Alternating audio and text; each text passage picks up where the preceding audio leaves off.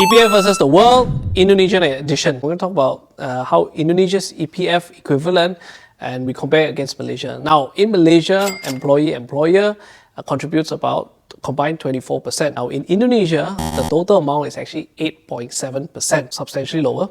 Now, in Indonesia, they actually have two types of accounts. One which is for disability, what they call a pension, right?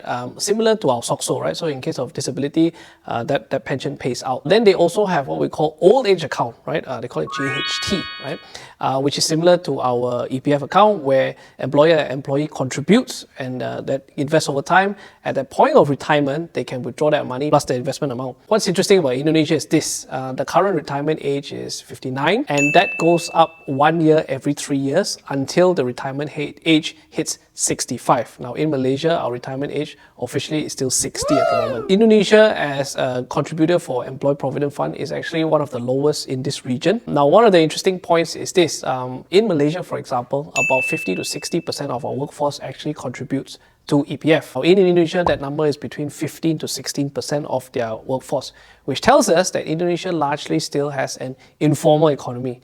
Now, if you compare it to Singapore, for example, 80-90% of the workforce actually contributes to CPF. If we look at the size of the fund in terms of against GDP, Indonesia's pension fund or retirement fund, it represents 3.3% of their GDP. In Malaysia, it represents between 60 to 65% of our GDP because our EPF is now about 1 trillion versus our GDP about 1.9 trillion. Of course, that number fluctuates as well.